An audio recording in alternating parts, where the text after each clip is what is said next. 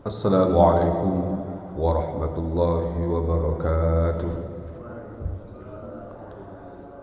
Alhamdulillahilladzi anzala as-sakinata fi qulubil mu'minin. Wassalatu wassalamu ala asyrafil anbiya'i wa sayyidil mursalin, habibina wa syafi'ina Muhammadin wa ala alihi wa ashabihi wa azwajihi wa dhurriyyatihi wa man sara ala nahjihi ila an yaquma an-nasu lillahi rabbil alamin. Rabbi shrah li sadri wa yassir li amri wahlul 'uqdatam min lisani yafqahu qawli, amma ba'du. Hadratal muhtaramin wal muwaqqirin wal muhtaramin, para alim, para ulama, para asatidz, para guru, senantiasa kita harapkan fadilah dan berkah ilmunya. Jajaran pengurus DKM Masjid Daya Bani Umar yang saya muliakan, hadirin dan hadirat jamaah salat subuh rahimakumullah. Alhamdulillah, segala puji mari kita bersama-sama panjatkan kehadirat Allah Subhanahu wa taala, karena hingga saat ini alhamdulillah Allah masih memberikan nikmat kepada kita, berbagai macam nikmat yang tiada terhingga, yang tidak bisa kita menghitung-hitungnya. Mudah-mudahan nikmat Allah senantiasa akan bertambah seiring dengan bertambahnya usia kita. Amin ya rabbal alamin. Salawat teriring salam mari kita sampaikan dan haturkan kepada baginda agung Muhammad sallallahu alaihi wasallam serta keluarga, para sahabat, para tabi'in, tabi'in, dan seluruh umat Rasulullah yang berkomitmen untuk menegakkan sunnah-sunnah beliau sampai hari akhir nanti. Baik hadirin dan hadirat, Bapak dan Ibu jamaah salat subuh yang dimuliakan Allah, melanjutkan kajian surah Thaha. Kali ini kita akan membahas dua ayat 47 dan 48, masih berkaitan dengan kisah Nabi Musa yang diperintahkan oleh Allah untuk menyampaikan pesan-pesan dakwah kepada Fir'aun dan bala tentaranya. Di kesempatan yang lalu kita sudah membahas perintah Allah untuk Nabi Musa dan Nabi Harun agar menyampaikan pesan-pesan dakwah dengan lemah lembut kepada Fir'aun. Dan kemudian ada kekhawatiran dari Nabi Musa dan Nabi Harun terhadap perilaku dan respon daripada Fir'aun ketika mendapatkan pesan-pesan tauhid. Namun kemudian dijawab oleh Allah bahwa tidak perlu khawatir, tidak perlu takut, karena Allah akan senantiasa membersamai keduanya. Pada ayat ini kita akan melanjutkan tentang lanjutan dari perintah tersebut, apa-apa saja yang perlu disampaikan oleh Nabi Musa dan Nabi Harun kepada Fir'aun. Pesan-pesan apa saja. Jadi Nabi Musa bukan hanya diperintahkan untuk menemui Fir'aun, tapi juga diberi bekal. Kita sudah sampaikan bekalnya berupa SK. Yang kedua, mukjizat, paling tidak 2 mukjizat. Yang ketiga, di kesempatan yang lalu kita sudah membahas 8 hal yang diminta oleh Nabi Musa pun dikabulkan. Rabbi shrah li sadri dan seterusnya. Masih belum cukup. Allah kemudian menyampaikan pembekalannya yang lain. Kalau kita lihat dalam perspektif ini, maka betapa pentingnya bagi siapapun yang hendak melakukan perbuatan-perbuatan baik, apapun itu bentuknya, itu harus dibekali dengan banyak aspek. Bukan hanya sekedar bekal nekat. Sebagian orang nekat. Ini tidak diperkenankan di dalam Islam. Nabi Musa yang notabene adalah Rasul yang diperkuat oleh Allah Subhanahu wa Ta'ala dengan berbagai kekuatan supranatural berupa mukjizat, itu pun tetap saja bekal-bekal yang sangat substansial berupa karakter, akhlak, perilaku, sikap, keteladanan yang ada di dalam diri seorang penyampai pesan dakwah itu harus dimiliki. Itulah yang diminta oleh Nabi Musa. Bahkan tidak cukup hanya itu, Nabi Musa pun memohon kepada Allah untuk diberikan bala bantuan. Ya. Ini artinya apa, Pak? Orang kalau melakukan sesuatu, apalagi sesuatu itu sangat besar, ya, sangat beresiko, ya, sesuatu yang sangat krusial, menyangkut kepentingan banyak orang, menyangkut kemaslahatan umum, itu jangan mentang-mentang kita punya semuanya diborong. Masjid gede banget, imam dia, azan dia, muadzin dia, marbot dia, pengurus dia, bendahara dia, semuanya dilalap satu orang. Ya, ya, nggak boleh, pasti kacau. Ya. Nabi Musa pasti minta bantuan. Ya. Waj'alni waziran min ahli. Ya Allah, berikan kepadaku pembantu yang akan membantu tugas-tugas dakwahku, tapi dari kalangan keluarga. Nah, saya pernah jelaskan dulu, nepotisme itu nggak masalah, Pak. Nah, Nabi Musa juga nepotisme kan, dari keluarganya. Ya, jadikan Harun pembantuku karena dia keluargaku. Nah, nepotisme tapi kompeten gitu loh. Ya. Jadi nggak bisa, Pak, nepotisme itu dihilangkan sama sekali. Ya masa ngangkat orang nggak dikenal? Kamu siapa? Saya nggak kenal, sini jadi pekerja saya. Saya misalnya ngangkat dosen, sini.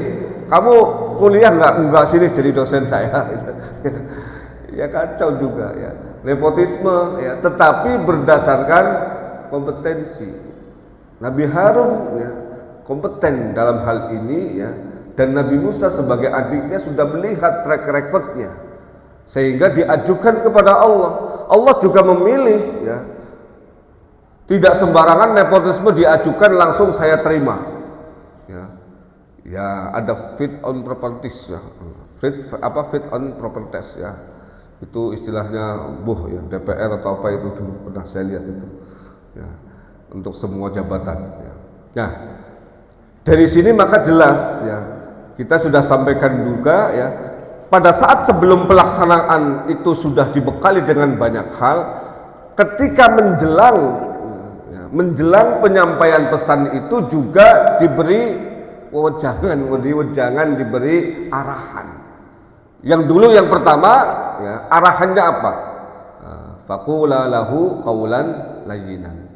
Sampaikan kepada Fir'aun ya, dakwah itu dengan perkataan yang lemah lembut. Kemudian di sini lanjutannya apa? Pembekalan menjelang keberangkatan menuju Fir'aun. A'udzubillahi minasyaitonirrajim. Fa'tiyahu faqula inna rasula rabbika fa'arsil ma'ana bani Israila wa la tu'adzibhum qad ji'naka bi ayatin min rabbik wassalamu ala man ittaba'al huda inna qad uhiya ilayna anna al-'adzaba ala man kadzdzaba wa tawalla. Fa'tiyahu, perintah Allah kepada Musa dan Harun, maka datanglah kamu berdua kepadanya, maksudnya kepada Fir'aun. Faqula, dan katakanlah, inna rasula rabbika, sesungguhnya kami berdua adalah utusan Tuhanmu. Ini pertama ya, perkataan yang diminta disampaikan oleh Allah kepada Fir'aun ya. Kemudian apa? Fa'arsil ma'ana bani Israel. Yang kedua yang perlu disampaikan oleh Nabi Musa kepada Fir'aun, maka lepaskanlah Bani Israel bersama kami. Yang ketiga, wala tu'adzibhum, dan janganlah engkau menyiksa mereka. Yang keempat, qad ji'naka bi ayatin mir rabbik, sesungguhnya kami telah datang kepadamu dengan membawa bukti dari Tuhanmu. Wassalamu ala manittaba'al huda, pesan yang kelima, dan keselamatan atas orang yang mengikuti petunjuk. Yang keenam, inna qad uhiya ilaina annal azaba ala man kadzdzaba wa tawalla. Terakhir Pak, ada 6 pesan. Ya. Sesungguhnya telah diwahyukan kepada kami bahwa siksa itu akan diberikan kepada siapa? Atas orang yang mendustakan dan berpaling. Jadi misinya paling tidak ada 6 Pak, ya, yang disampaikan oleh Nabi Musa dan Harun kepada Fir'aun, dan itu sudah di briefing Pak. Di briefing langsung sama Allah, ya. Ya. Makanya jangan main-main, ya. Apalagi urusan besar, urusan bencana kok pakai pencitraan, ya nggak jadi Pak, ya. Wah, itu bencana yang kayak begini ini subhanallah, itu penanganannya harus betul-betul serius, dan harapan banyak orang memang harus negara yang turun tangan, bukan daerah. Ya, kalau masih tetap seperti ini ya kasihan mereka. Maka kalau sebagian orang Sumatera pengen merdeka ya wajar, karena terlihat tidak serius. Ya urusannya nyawa ya Pak, ya satu nyawa saja begitu berharga, ini sudah ribuan nyawa. Maka kalau melihat dalam perspektif ini, ya betapa memang amburadul, ya penanganan bernegara dan berbangsa di tanah air kita ini. Sudah terlihat ya betapa gagapnya, ya, mereka menangani itu, ya, kalah jauh dengan SBY dulu ketika menangani tsunami 2004. Lebih teratur, lebih teliti, lebih cermat dan lain sebagainya, ya. Nah, ini terlihat sekali, ya. Kita lihat ya bagaimana briefing yang dilakukan oleh Allah itu, ya, luar biasa, menunjukkan apa? Keseriusan itu. Ini penting Pak, ya, untuk semua hal, ya. Jangankan urusan-urusan besar, urusan negara, urusan umat, ya, urusan-urusan keluarga, urusan pribadi kita juga harus rigid Pak, ya, harus teliti, harus cermat, harus serius, ya, tidak boleh main-main, ya. Ini juga mau nikah nggak main-main, kalau main-main nggak jadi punya anak gitu, main-main doang gitu, nggak ngapa-ngapain di kamar ciluk-ba doang, nggak jadi dia, ya, ya, harus serius gitu, ya, ya, jannibna syaitan wa jannibi syaitan ma razaqtana. Serius itu namanya, pakai doa segala, ya. Doanya dipasang di belakang mobil, ya, repot itu, ya. Saya pernah lihat ya, mobil belakangnya tulisannya itu Allahumma jannibna syaitan ma razaqtana. Itu ada anak yang baca nggak tahu, ya, mereka belum pernah praktekkan, tapi yang kayak kita ini di belakang mobil senyum-senyum terus, ya. Nah, itu serius artinya, ya. Itu urusan pribadi, apalagi urusan umat, ya. Maka ini briefing Allah kepada Nabi Musa, ini menunjukkan betapa keseriusan Allah, dan juga Nabi Musa sebagai utusannya juga harus serius, ya. Nah, apa pesan-pesannya? Yang pertama, inna rasula rabbika, sesungguhnya kami adalah utusan Tuhanmu. Tapi sebelum itu, ya, ini ada redaksi yang menarik. Di ayat-ayat yang lain itu biasanya menggunakan dhahaba yang artinya pergi. Nah, tapi di sini menggunakan ata yang artinya datang. Sebenarnya datang menuju seseorang dengan pergi, ya, menuju seseorang itu sama maknanya Pak dalam bahasa Arab. Dhahaba ata. Tetapi kalau dhahaba itu perginya itu apa namanya, menunjukkan bahwa objek yang dituju, ya, itu sangat-sangat penting. Dianggap sosok yang sangat dihormati, sosok yang perlu diapresiasi, sehingga menggunakan dhahaba. Tapi di sini menggunakan ata, menunjukkan apa? Bahwa Fir'aun yang begitu hebat menurut manusia, yang begitu ditakuti, kekuasaannya bahkan tidak terbatas saat itu menurut Allah cemen gitu loh. maka menggunakan ata. Ya. Jadi perspektif Allah ini penting Pak. Kita ini seringkali dalam kehidupan nyata ya, itu mempersepsikan seseorang itu salah. Ya, karena apa? Perspektif kita keliru. Yang dihormati itu kalau orang jabatannya tinggi. Yang dihormati orang itu kalau duitnya banyak. Yang dihormati itu kalau pesantrennya gede. Yang dihormati itu kalau followersnya 5 juta gitu. Itu kan perspektif kita sering kali Pak ya, yang begitu itu ya. Nah, ini perspektif keliru ya. Perspektif yang benar ya, sudah pernah saya sampaikan, ada 2 dalam Al-Quran, bahwa orang dianggap mulia dan itu adalah puncak kemuliaan, berarti di bawahnya masih ada. Puncak kemuliaan itu hanya ada 2, dan ini diapresiasi bukan hanya oleh manusia, tapi terutama oleh Allah. Siapa? Yang pertama, inna akramakum indallahi atqakum. Sesungguhnya yang paling mulia di antara kalian adalah yang paling takwa di antara kalian. Ini paradigma Allah ketika menilai seseorang. Fir'aun ada di sini nggak Pak? Lewat. Jadi nggak penting. Ya. Mau duit banyak, mau duit sedikit, yang penting takwa. Mau ganteng, ya, mau jelek ya, mau ganteng, mau jelek, ya, nggak masalah ya. Ya. Yang penting takwa. Ya. Mau langsing, mau gendut, ya, terserah. Nggak urusan mau dagingnya banyak, dagingnya dikit. Ya. Itu kan urusan bagaimana asupan makanan itu jadi daging atau enggak ya. Ya, ada yang jadi daging, ada yang lewat gitu kan. Nggak ada urusan, yang jadi urusan adalah bagaimana yang gemuk, yang kurus itu yang paling takwa ya. Walaupun gemuk tapi lebih gesit kalau urusan ke masjid, ya pasti lebih disayang oleh Allah, lebih diapresiasi, betul ya. Termasuk juga ya, tuh yang putih, yang hitam di kelompok sana, saya kalau duduk di tengah-tengah ya, itu kayak kopi susu Pak ya. Makanya saya nggak berani duduk di sebelah-sebelah sana itu. Ustadz Fikri saya nggak berani ya. Begitu duduk ini kopi susu gitu. Ya. Nggak masalah mau sana susu sini kopi ya.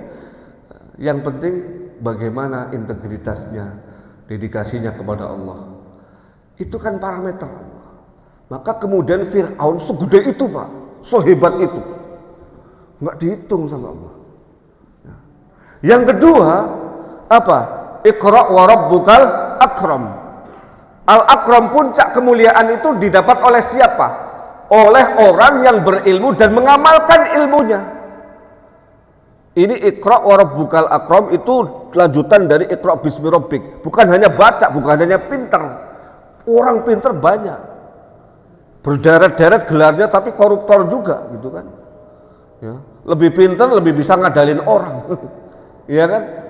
Tapi yang paling diapresiasi oleh Allah adalah orang yang berilmu dan mengamalkan ilmunya.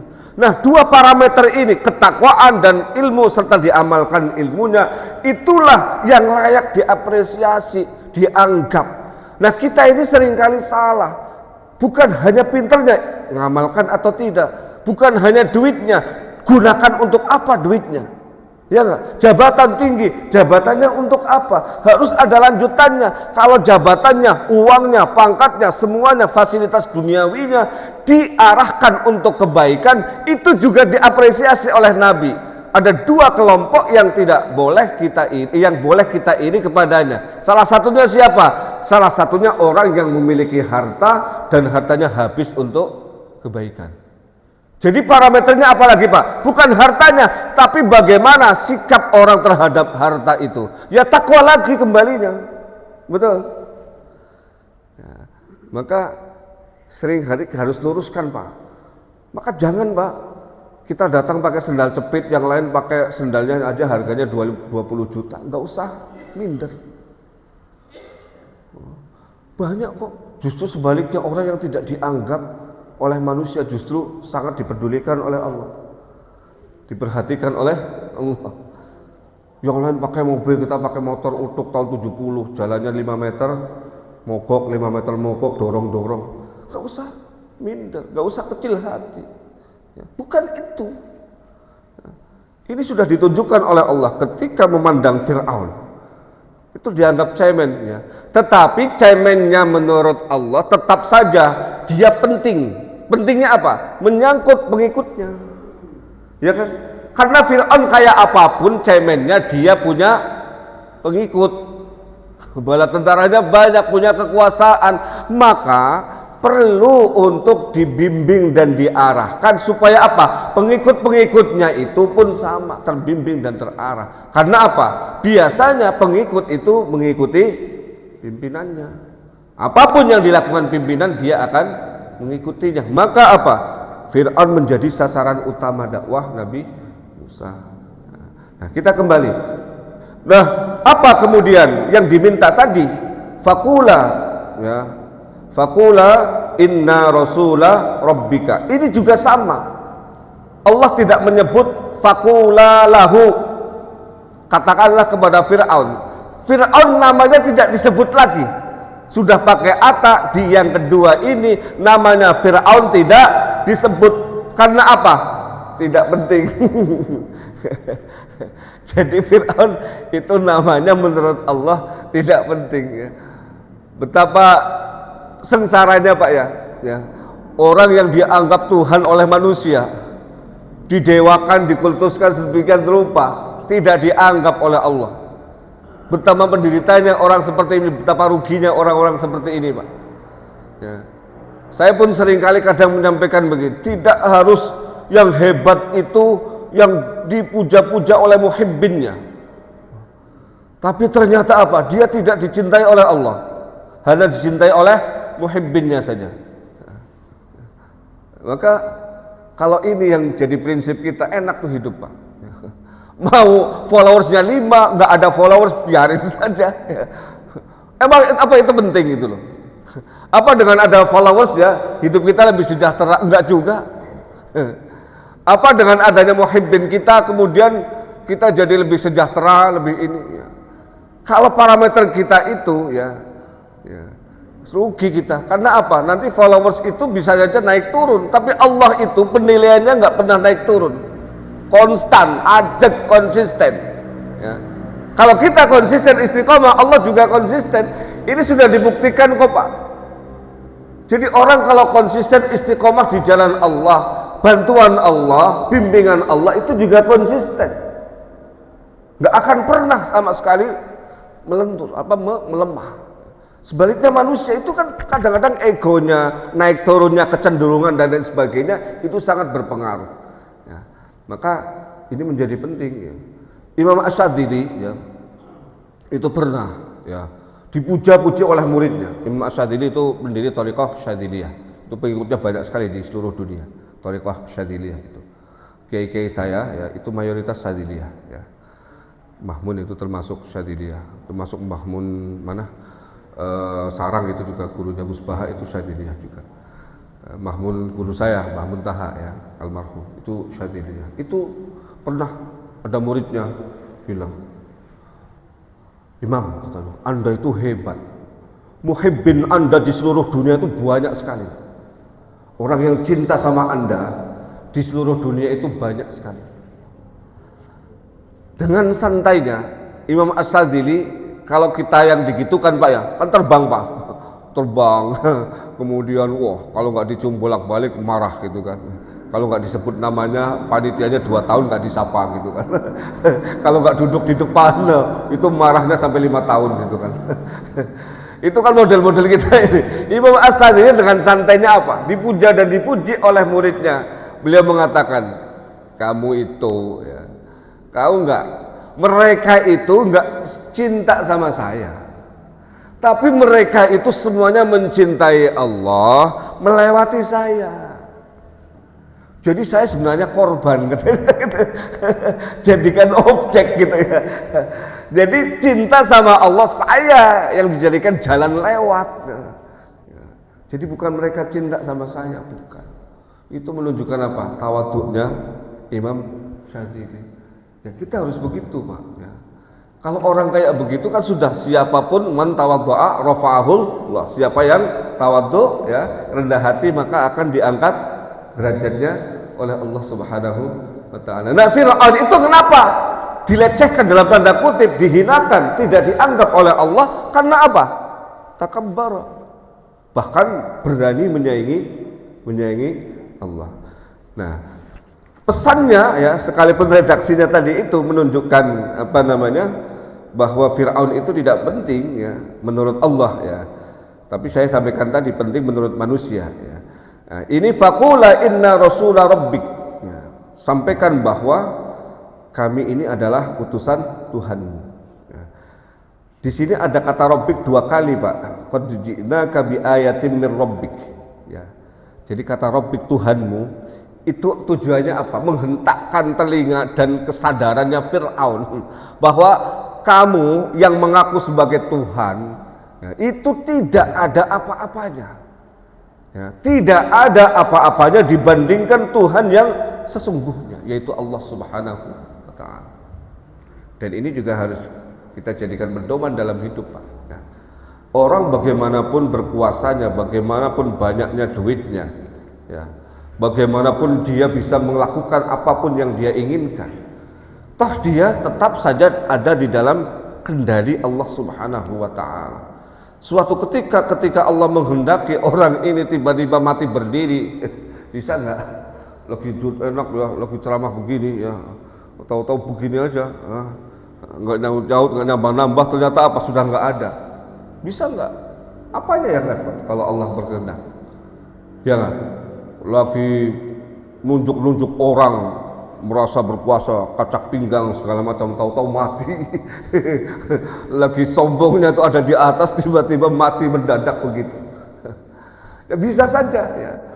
Karena Rob itu apa maknanya Pak? Rob itu pemilik dan pemelihara. Artinya Allah menunjukkan saya sebenarnya yang memiliki dan saya pula yang memelihara, otoritas semuanya ada di tangan saya. Makanya orang itu kalau tauhidnya benar, saya berkali-kali menyampaikan ini, kalau tauhidnya benar itu Pak, hidup ini tidak akan ada yang ribet, tidak ada yang rumit. Nah, bagaimana mau rumit? Semuanya sudah ada dalam kendali Allah. Ya nggak Pak? Saya mau nanya, orang pinternya kayak apa, hebatnya kayak apa, tapi saat itu Allah tidak menghendaki bisa melakukan sesuatu, bisa nggak? Nggak bisa. Terus kenapa kita harus repot ya? Ribet banget gitu loh ya. Ya walaupun ini dalam konteks tertentu ya jangan dimaknai benar-benar seperti itu Pak ya. Tadi kan saya sampaikan manajemen juga penting, tapi bukan berarti kemudian kita terobsesi Pak, terobsesi dengan itu ya. Kemudian apa? Hidup itu diukur semata-mata dengan parameter manusia. Itu yang akhirnya bikin orang stres Pak. Kenapa? Di Jepang itu, ini ada survei Pak, dari tahun 40 ya, sampai tahun sekitar 90-an. Itu mengapa orang yang paling banyak bunuh diri di Jepang, itu satu tahun sekitar 20.000 orang Pak bunuh diri Pak, setahun Pak. Nggak tahu yang tahun sampai 90-an mungkin sekarang sudah berkurang. Itu paling banyak kapan waktu bunuh dirinya Pak? Kalau tidak malam Senin pagi. Itu waktu bunuh dirinya orang Jepang yang paling banyak. Kira-kira apa Pak? Itu ada hari di mana orang esok hari atau setelah itu akan bekerja. Artinya apa? Kerja itu stres menurut mereka. Bikin stres Pak ya. Pekerjaan itu bikin stres ya.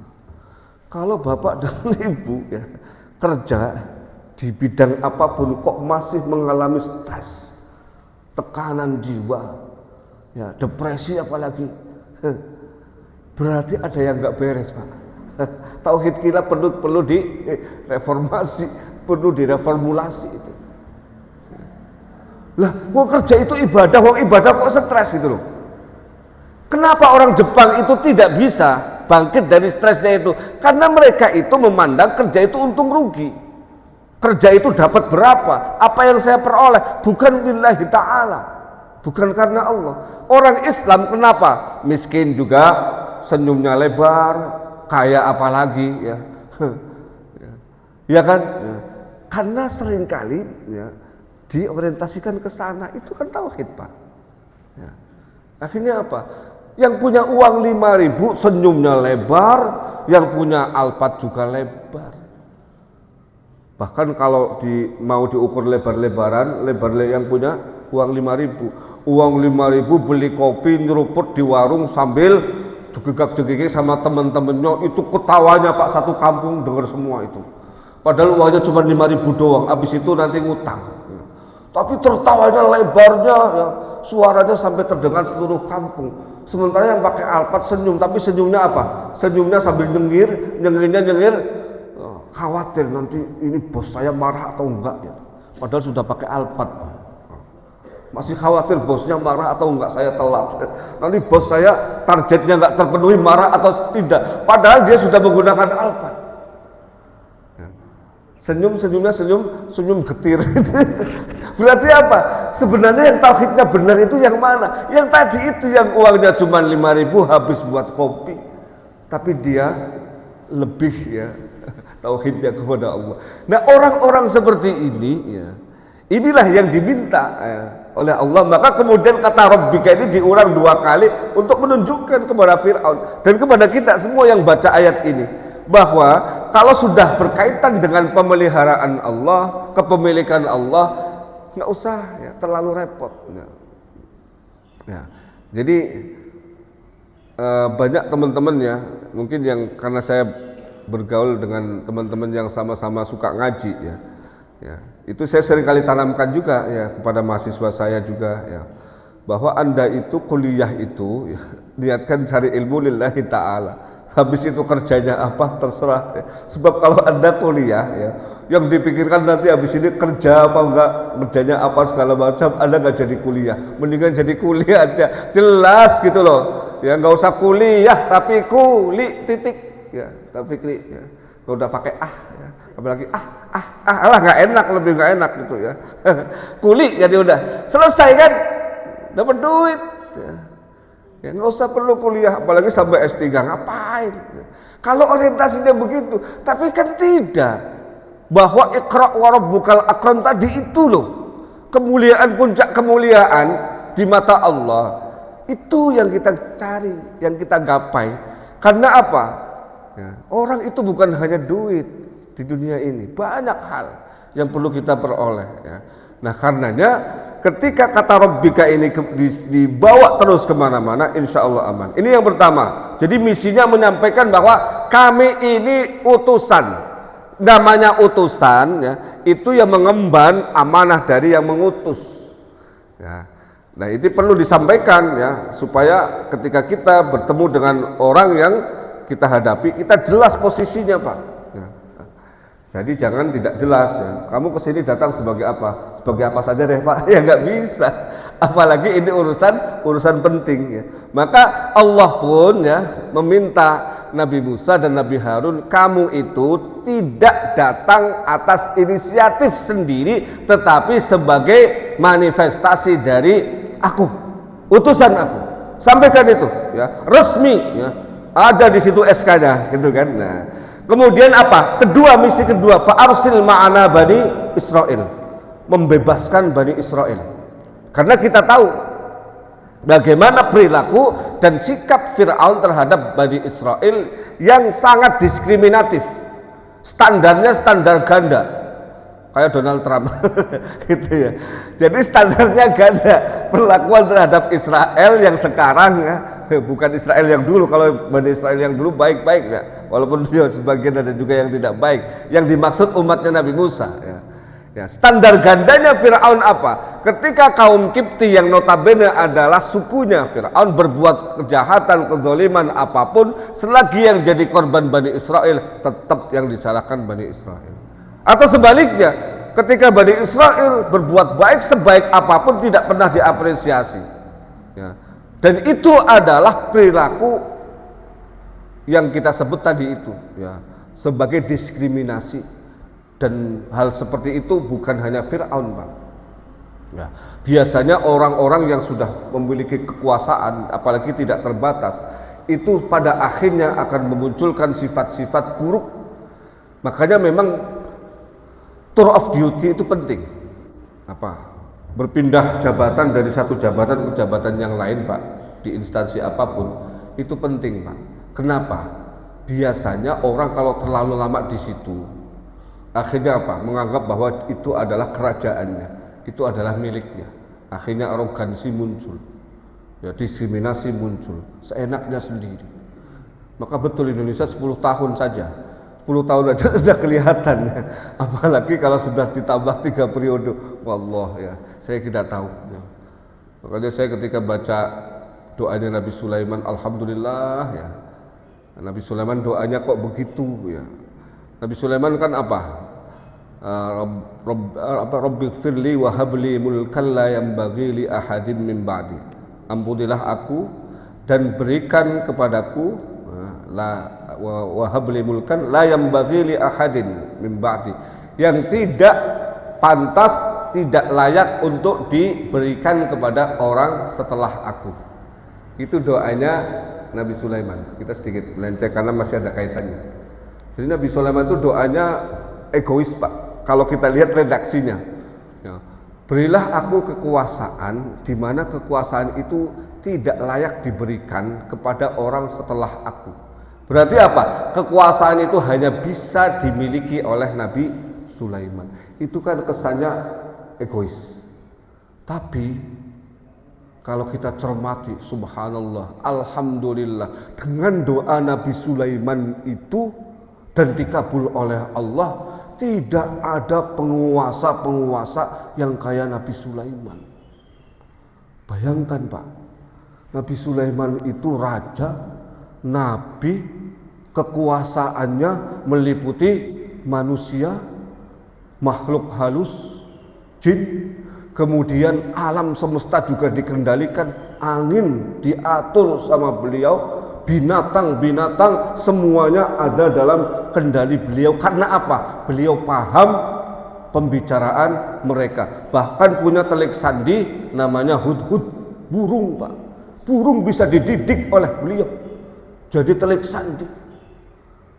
Coba, Pak, kalau ada pemimpin, penguasa di masa-masa setelah Nabi Sulaiman, apalagi masa sekarang, kok memiliki kekuasaan seperti Nabi Sulaiman. Saya nggak bisa membayangkan. Orang ini bukan hanya mengalahkan semuanya, tapi bertindak semena-mena. Lah, wong mereka yang nggak kayak Nabi Sulaiman saja sudah seperti itu. Coba, Pak, saya membayangkan kalau ada pemimpin sekarang kok menguasai jin, mau diperangi, Trump mau merangi, ya, misalnya Indonesia ada pemimpinnya menguasai jin, jin, seluruh jin kerahkan, gerbek Amerika, habis tuh orang habisin dengan rasa takut. Akhirnya apa? Dihantui semua, seluruh orang Amerika, tentaranya terutama, nggak jadi berangkat perang, Pak. Stres semua, dihantui oleh jin. Ya. Kekuatan jin dikeluarkan di situ. Bisa, Pak, jin masuk ke dunia manusia. Belum lagi gajah-gajah seluruh bumi, ya. Hancurkan Amerika, gajah keluar semua, Pak. Ada yang nyebrang lautan gitu, ya. di hutan Amazon keluar semua, ular-ular semua keluar. Ya Allah, ya. Angin apalagi, angin, hancurkan itu. Siapa yang melawan penguasa Indonesia sekarang? Angin, silakan bikin angin, bukan hanya ribut. Angin ribut nggak ada seberapa. Anginnya angin konflik horizontal, sekalian ributnya gitu. Lebih banyak daripada ribut, gitu kan. Ya udah, angin menghancurkan semuanya, Pak. Ya nggak, Pak? Itu makanya Nabi Sulaiman doanya doa kasih sayang. Untungnya yang beri hanya beliau. Coba kalau orang sekarang diberi itu, habis semua itu, Pak. Ya. Nah, yang nggak punya saja, rakyat juga sebagian sudah mulai habis ini, ya, diterpa oleh banjir bandang. Ya, naudzubillah min dzalik, mudah-mudahan tidak terulang lagi. Ya. Itu ya, Pak. Ya. Jadi yang pertama itu, yang kedua sudah wala tu'adzibhum. Yang ketiga, misinya adalah setelah dibebaskan, bukan hanya dibebaskan. Terkadang ada, ya, sekelompok, ya, orang ataupun misalnya orang dibebaskan dari penjara, tapi apa? Tidak diberi akses untuk bekerja. Kamu sudah di blacklist sehingga kantor manapun tidak akan pernah menerima kamu. Itu namanya menyiksa, Pak. Dibebaskan secara fisik tapi menyiksa. Karena apa? Dia tidak punya akses pekerjaan. Itu contoh, Pak. Contoh bebas tapi disiksa. Nah, Indonesia ya ini bebas, Pak. Kita bebas merdeka. Tapi disiksa juga sama oligarki, sama asing. Ya. Jangan bilang bahwa asing itu nggak main, Pak. Mereka itu masih bermain. Ya, sebab kalau Indonesia berdaulat, kalau Indonesia kuat, mereka nggak bisa masuk. Ya, maka semuanya bermain. Ya, oligarki, ya, asing itu nggak akan bisa masuk kalau tidak ada oligarki juga. Ya, mereka masuk melalui itu. Dua-duanya itu udah perampok-perampok, maling-maling itu yang menghabisi harta kekayaan bangsa kita, oligarki dan asing itu. Asing dan asing juga. Itu, Pak. Nah, ini kan disiksa namanya. Orang merdeka ya, merdeka fisiknya. Tapi kemudian kebebasannya tidak merdeka. Orang baru pengen berkembang kalau tidak kelompoknya mereka susah, Pak. Ya. Mau bangun apa? Mart misalnya gitu. Tiba-tiba di sampingnya ada Indomaret, Alfamart, itu oligarki, langsung mati itu. Mart yang bukan gede-gede itu. Ini namanya apa? Bebas fisiknya, tapi ekonominya dijajah. Politiknya dijajah. Ya, itu ungkapan KDM itu yang lagi viral itu. 350 tahun dijajah oleh Belanda, tapi jalan-jalan walaupun dengan pengorbanan mulus, ya, jembatan nggak ada yang ambruk. Sekarang 30 tahun reformasi, jembatan pada ambruk, jalan-jalan pada lodoh karena dikorupsi. Ya. Gunung-gunung pada gundul, hutan-hutan habis. Ya. Dulu habis nggak ada tuh hutan dihabisi. Zamannya Soeharto malah ada reboisasi ya. Saya masih ingat, saya masih kecil itu reboisasi, transmigrasi, program-program yang bagus. Ya. Makanya betul enak zaman kuto ya. Benar ya, itu udah di mana-mana ya. Nah, 30 tahun reformasi ya, kita melihat ya, banyak orang yang tersiksa ya. Nah, misi Nabi Musa itu membebaskan, bukan hanya membebaskan tapi juga jangan sampai Bani Israel itu disiksa. Jadi kalau kita perhatikan, Pak, misi Nabi Musa itu bukan hanya misi ketauhidan, tapi misi kemanusiaan juga. Betul nggak, Pak? Itulah misi para nabi dan rasul ya. Jadi mereka tidak melulu ngurusin masjid, tapi bagaimana jamaah masjid itu bisa makan, bagaimana sejahtera kalau bisa, ya. Jangan ngutang, tapi apa? Bahkan memberi. Ya. Maka dibuatlah ya masjid-masjid itu berdaya secara ekonomi. Ya. Nah itu tugas ya dan misi para nabi. Nah kita ya sebagai penerus para nabi ya, seharusnya sampai ke sana. Ya. Maka memang sebenarnya masjid yang ideal ya, itu bukan hanya sekedar tempat-tempat kajian keilmuan, apalagi keilmuan keagamaan, tapi juga banyak aspek keilmuan dan juga pemberdayaan. Karena itu ya, yang dilakukan juga oleh Nabi Muhammad. Ya. Nabi Musa pun sama. Ya. Misinya itu adalah misi kemanusiaan juga selain misi ketuhanan. Kemudian yang keempat, qad ji'naka bi ayatin min rabbik. Ya. Jadi penting bagi siapapun bahwa saya itu menyampaikan risalah, tapi dalam risalah ini saya juga punya argumen, ya, punya argumentasi, ya, punya logika tersendiri, punya hujjah, punya alasan, ya, yang kuat sehingga apa? Kedatangan saya ini pada akhirnya nanti bukan hanya sekedar lewat, tapi juga akan mewarnai. Karena apa? Nabi Musa diperkuat oleh dalil-dalil akal yang sehat, karena tauhid itu bagaimanapun dari masa nabi-nabi awal sampai Nabi Muhammad itu adalah argumentasi yang paling rasional, yang paling logis. Itu kemenangan utama, Pak. Ajaran Islam itu kemenangannya, kehebatannya bukan kepada peradabannya. Karena peradaban Islam naik turun, betul. Ya, tapi logika dan akal di dalam Islam, apalagi tauhidnya inilah yang memenangkan semuanya. Tauhid yang lain itu seringkali ambigu, seringkali bias, nggak jelas, sulit untuk dirasionalisasikan, argumentasinya nggak valid. Ya. Sementara Islam dan juga agama-agama yang dibawa para nabi semuanya valid. Allah itu tunggal esa, ya. Yang lain itu adalah cabang daripada asal, ya. Allah itu tunggal, tidak ada Tuhan selain Allah. Adapun selain Allah itu adalah cabang dari tunggal yang satu, yaitu Allah. Far'un minal asli, ya.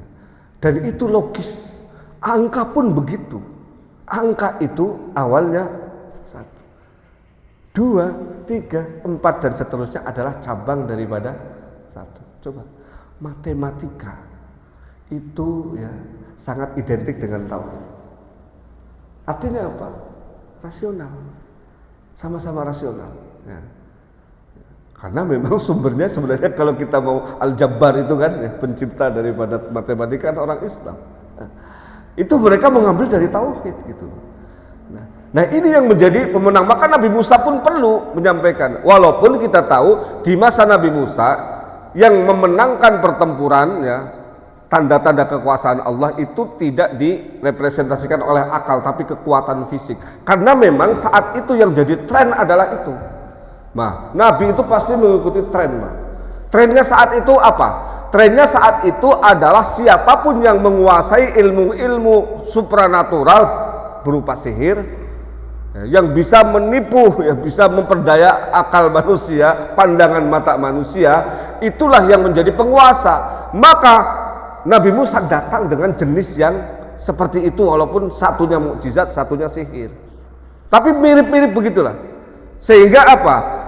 Nabi Musa mengalahkan itu, mengalahkan tren, mengalahkan viral saat itu. Nah ini juga jadi catatan oleh semuanya, termasuk kita, bahwa ketika kita masuk ke dalam wilayah-wilayah dakwah pendidikan, tolong ya sampaikan pesan-pesan yang mudah dipahami, yang jadi tren, yang mudah untuk diikuti, ya. Sehingga apa? Pesan-pesan kita masuk, mendapatkan penerimaan, tidak tertolak, ya. Nabi-nabi dulu itu mengikuti tren semua, Pak, ya, termasuk Nabi Musa. Karena sihir saat itu menjadi pembeda, maka Nabi Musa datang dengan tongkatnya yang bahkan mengalahkan semua sihir yang ada. Nah, kita juga sudah sampaikan ketika berhadapan dengan Fir'aun dan tukang sihirnya, itu tongkat berubah menjadi ular yang sangat besar. Fa idza hiya thu'banun mubin, ya. Nah ini ayat-ayat ataupun tanda-tanda kekuasaan Allah yang dibawa. Tetapi apa? Kekuatan supranatural itu, Pak, tidak digunakan atau disalahgunakan untuk kepentingan-kepentingan pribadi, kepentingan-kepentingan apapun, termasuk juga kepentingan-kepentingan yang tidak ada kaitannya dengan kebaikan. Maka Nabi Musa menyampaikan pesan yang kelima, wassalamu ala manittaba'al huda, dan keselamatan bagi orang yang mengikuti petunjuk. Ini tongkat, hebat tongkat ini, bisa membelah lautan, bahkan bisa menjadi ular yang sangat besar, dan itu betul-betul ular secara fisik, bukan tipuan mata. Tetapi ini bukan yang utama. Ini hanya sebagai alat untuk mencapai kedamaian. Itu loh yang paling penting itu. Nah kita ini kadang-kadang ya, menggunakan kekuatan ya, itu untuk mengalahkan semua orang, menindas semua orang, menguasai semua orang, bukan untuk menciptakan kedamaian. Salah, Pak, arahnya. Jadi Indonesia boleh, Pak, ya, memiliki CPO yang banyak, tapi bukan berarti dengan membabat hutan. Ini masalah. Semua orang cerdas, semua orang pintar, ahli kehutanan juga tahu bahwa akar pohon hutan itu beda dengan akar sawit. Ya. Maka kalau kita ingin swasembada sawit dengan membabat hutan, itu sama saja mendapatkan 1 triliun, tapi kemudian imbasnya kehilangan 100 triliun karena bencana. Nah, ini kan problem. Nah, jadi arah kita ya Ini disampaikan oleh Nabi Musa, wassalam, keselamatan semuanya, keselamatan warga, keselamatan umat, kebaikan, perdamaian, kesejahteraan. Itulah misi utamanya. Adapun yang namanya tentara, yang namanya kekuatan fisik, namanya apapun termasuk mukjizat tadi, kalau ulama-ulamanya bisa, yang namanya maunah atau karomah, silahkan gunakan itu, tetapi bukan untuk nakut-nakuti orang. Ini kadang-kadang mohon maaf Pak, punya mukjizat dalam tanda kutip, mukjizat orang sekarang ya kekuatan fisik itu Pak ya, kita gambarkan saja, kita kontekstualisasikan untuk nakut-nakuti orang. Lo kalau kagak bisa, awas lo, keluarga lo ya di penjara semua ya. Kriminalisasi. Ada juga tekanan-tekanan fisik, awas. Kalau nggak diizinin dor. Itu sehingga yang terjadi ya, kita lihatlah kedamaian ya, kesejahteraan yang menjadi misi utama itu justru terkadang terlewatkan. Kalau kita baca ayat ini indah sekali Pak ya, bagaimana zaman dulu Nabi Musa ya, itu dan briefingnya Allah itu Pak, itu sebenarnya kalau kita gali lebih lanjut ya, ini satu ayat ini udah cukup sebenarnya untuk menjadikan setiap orang yang membacanya, apalagi komunitas bangsa ya, itu akan sejahtera ya.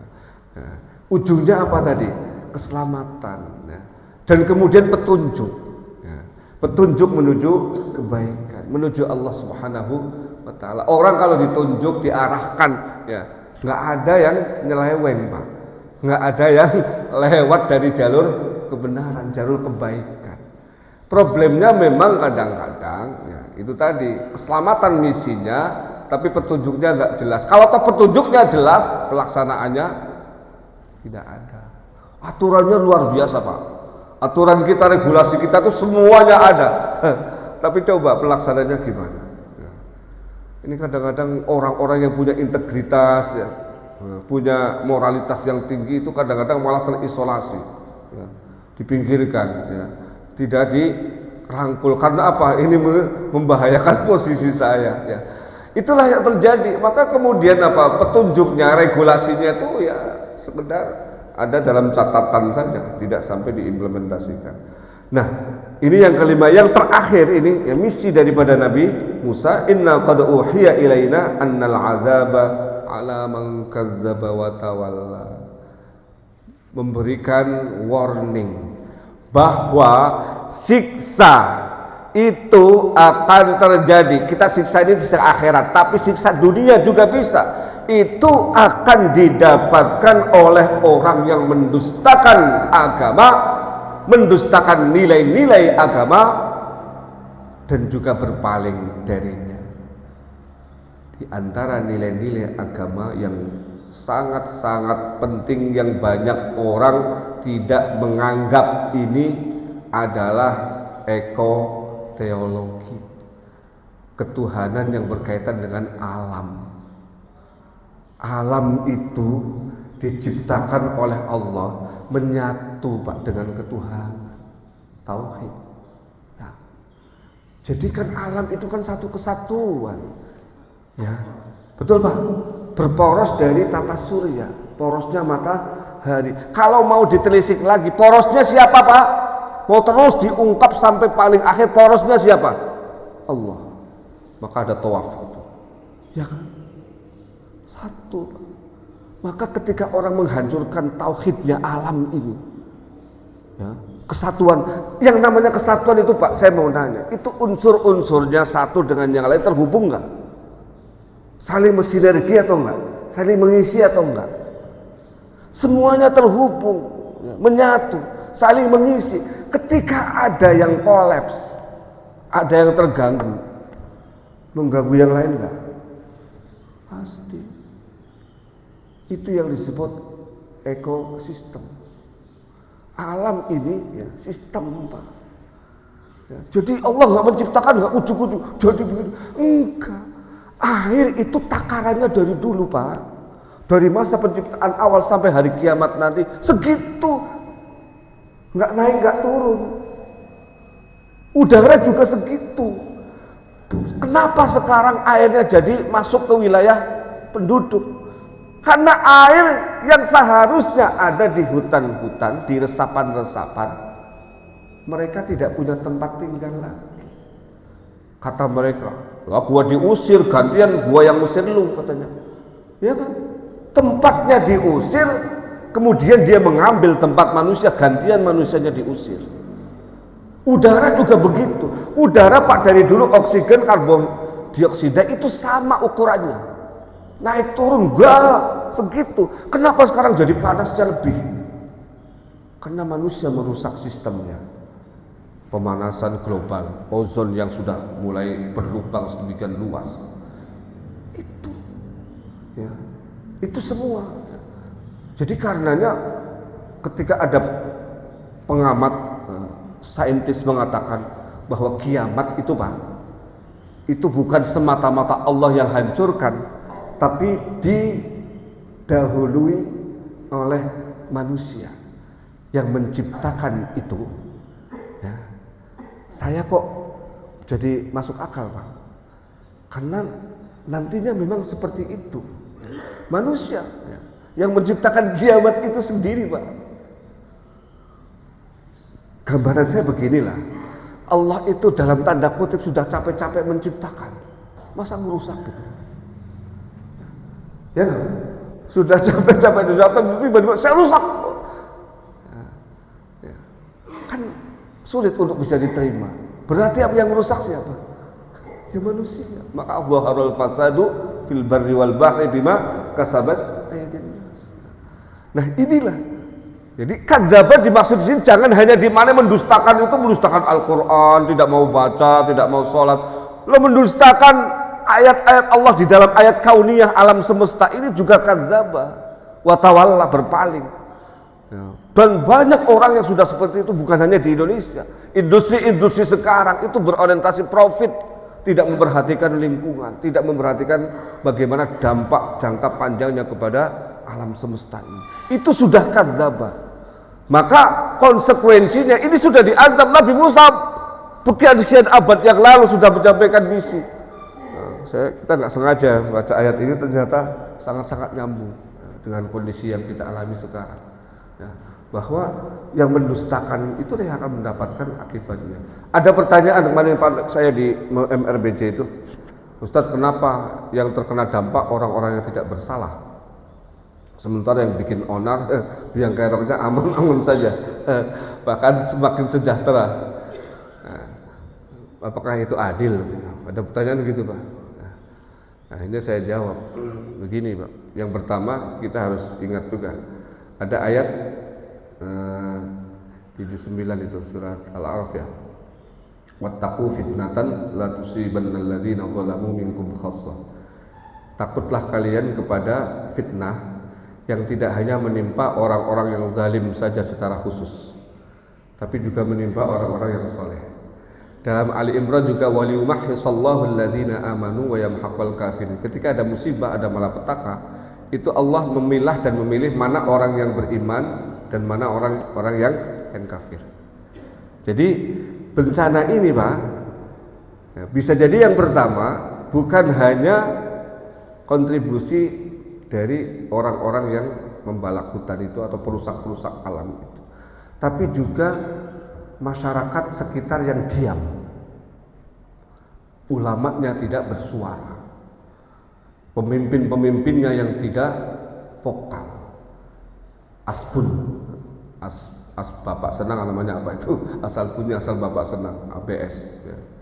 Bisa jadi itu punya peran. Jadi Imam Abdullah bin Abbas itu mengatakan bahwa musibah itu bisa saja menimpa orang-orang yang soleh, karena orang soleh ini bisa jadi punya peran karena dia diam, tidak mau memberikan koreksi, tidak mengkritisi ya. Ya, atau bahkan ulamanya kadang-kadang ikut-ikutan karena dapat konsesi. Na'udzubillah min dzalik gitu.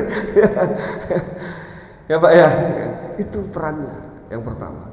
Nah yang kedua ya, bahwa ketika Allah menimpakan musibah dan bencana, bukan berarti Allah murka terhadap wilayah itu.